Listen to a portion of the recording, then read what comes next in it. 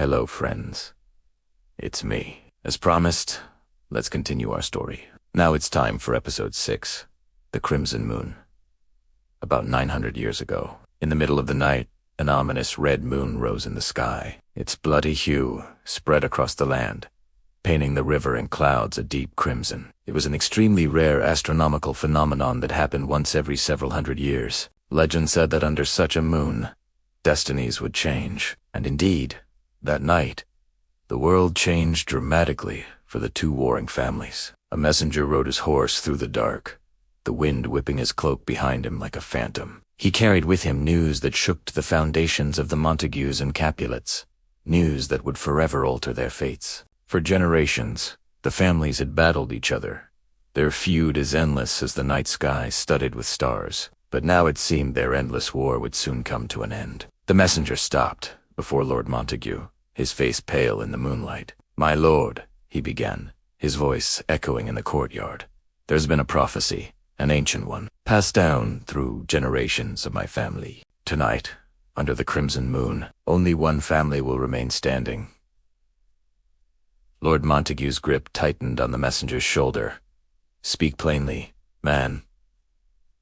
"What sayest thou?" The messenger swallowed, his eyes fixed on the ground. "It is said that only the bloodline of Eve, your youngest daughter, shall survive the night, that she is destined to become the sole heiress of this land." Montague looked up at the crimson moon, its eerie glow bathing his face in an otherworldly light. His mind raced, thoughts echoing the messenger's words.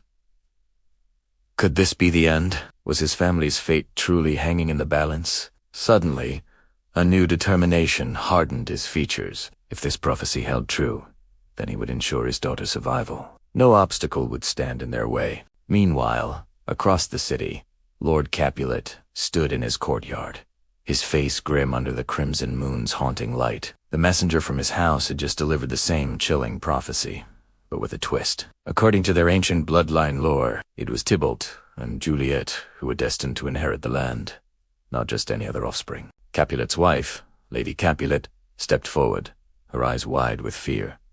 "We must act quickly, my lord. If this prophecy is true, then our house's future rests on Tybalt and Juliet's shoulders."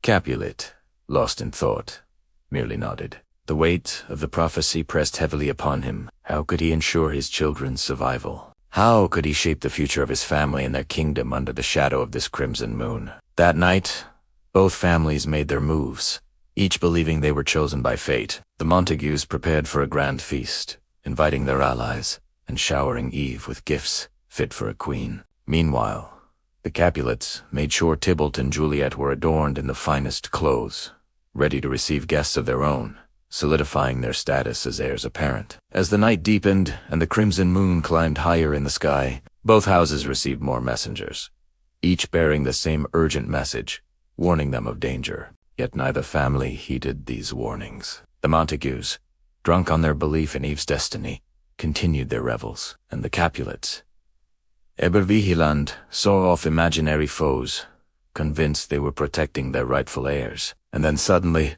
as the clock tower chimed midnight, everything changed. The calm night was shattered by screams. Lady Montague collapsed to the ground, her eyes wide with terror, having just witnessed the murder of her husband, Lord Montague. In another part of the city, Lord Capulet also fell victim to an assassin's blade, his life draining away under the cold stare of the crimson moon. Now, what will happen next?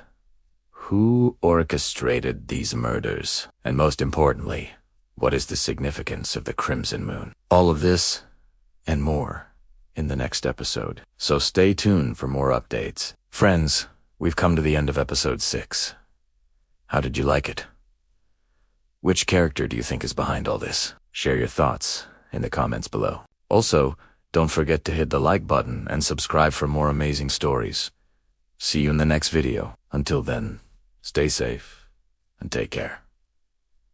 Bye.